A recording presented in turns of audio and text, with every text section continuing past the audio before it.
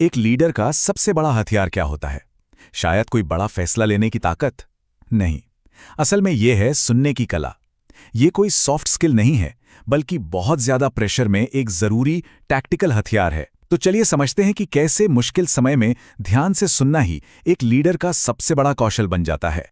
तो सबसे पहले चलिए इस हकीकत को मान लेते हैं। कई लीडर्स और उनकी टीमों के लिए स्ट्रेस कोई कभी-कभी आने वाली चीज नहीं है। ये तो उनका रोज का माहौल है। यही उनकी रियलिटी है और उन्हें इसी में अपना बेस्ट परफॉर्मेंस देना होता है। और यहीं पर असली प्रॉब्लम शुरू होती है। जब प्रेशर हद से ज्यादा बढ़ जाता है तो लोग अक्सर शिकायत या विरोध नहीं करते, वो चुप हो जाते हैं। बाहर से शायद वो काम करते हुए नॉर्मल दिखें, लेकिन अंदर ही अंदर वो टूट रहे होते हैं। और ये चुप्पी, ये किसी बड़े खतरे का सिग्नल है। तो फिर इस खतरनाक चुप्पी का तोड़ क्या है? इसका जवाब है एक्टिव लिसनिंग, मतलब सक्रिय रूप से सुनना। और यह सिर्फ बातचीत का एक तरीका नहीं, बल्कि एक बचाव का टूल है। आइए देखते हैं कि यह काम कैसे करता है। देखिए, ह्यूमन परफॉर्मेंस साइकोलॉजी हमें बताती है कि बहुत ज्यादा स्ट्रेस हमारे दिमाग पर सीधा हमला करता है। हमारा ध्यान भटकने लगता है, याददाश्त कमजोर हो जाती है और सही गलत का फैसला करना मुश्किल हो जाता है। मतलब तनाव में कोई इंसान आपके इंस्ट्रक्शन सुन तो लेगा, पर इस बात की कोई गारंटी नहीं कि वो उन्हें ठीक से समझ भी पाएगा। इसीलिए सुनने की कला को सिर्फ एक सॉफ्ट स्किल समझना बहुत बड़ी भूल है। हकीकत तो यह है कि ये जोखिम को, यानी कि रिस्क को कम करने का एक पक्का तरीका है। ये गलतियों को होने से रोकता है और पूरी टीम को सुरक्षित रखता है। ठीक है, तो ये तो समझ आ गया कि सुनना जरूरी है, पर इसे असल में करे कैसे? यहाँ 3 बहुत ही प्रैक्टिकल और टैक्टिकल स्टेप्स हैं जिन्हें कोई भी लीडर फौरन इस्तेमाल करना शुरू कर सकता है। ये 3 स्टेप्स सुनने में बहुत आसान लगते हैं ना, पर इनका असर बहुत गहरा होता है। पहला, शांत नजरें बनाए रखना। दूसरा, कोई भी सलाह देने से पहले सामने वाले की बात को दोहराना।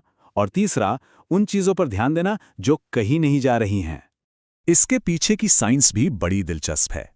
न्यूरोसाइंस हमें बताता है कि जब कोई लीडर शांत और स्थिर आंखों से आपकी बात सुनता है, तो इससे सुनने वाले के शरीर में स्ट्रेस पैदा करने वाले हार्मोन्स कम होने लगते हैं। ये एक तरह का सिग्नल है कि आप यहां सेफ हैं, और फिर लोग खुलकर अपनी बात कह पाते हैं।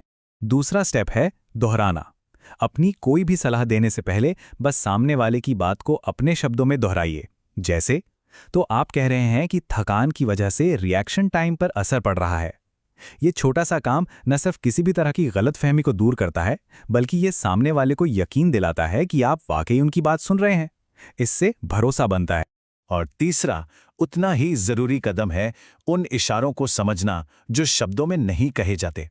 बनावट के सिग्नल अक्सर बोलने से पहले शरीर पर दिखने लगते हैं, जैसे कि नजरें चुराना, जवाब देने में ज्यादा वक्त लेना, चिड़चिड़ापन दिखाना, या फिर अचानक से एकदम चुप हो जाना।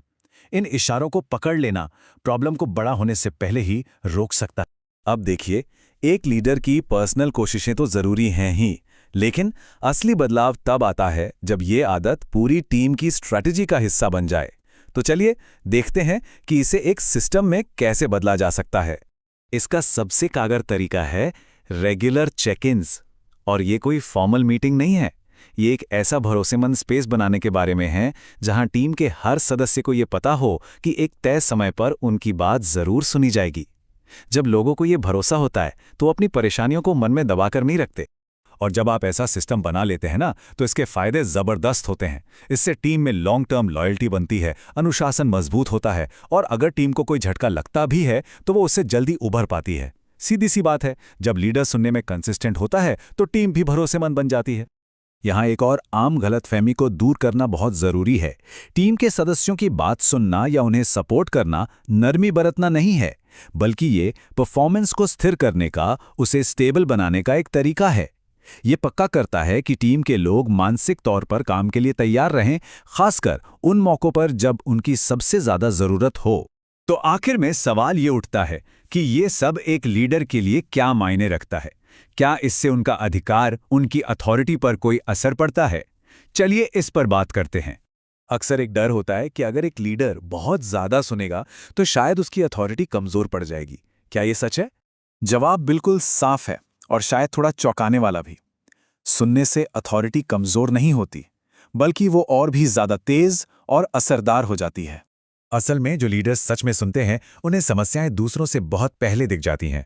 वो बेहतर जानकारी के आधार पर ज्यादा तेजी से फैसले ले पाते हैं और आखिर में वो अपनी टीम के लोगों और मिशन के नतीजों दोनों को सुरक्षित रखते हैं। तो इस बात को हमेशा याद रखना चाहिए, एक महान लीडर की असली पहचान सिर्फ उनके दिए गए आदेशों से नहीं होती।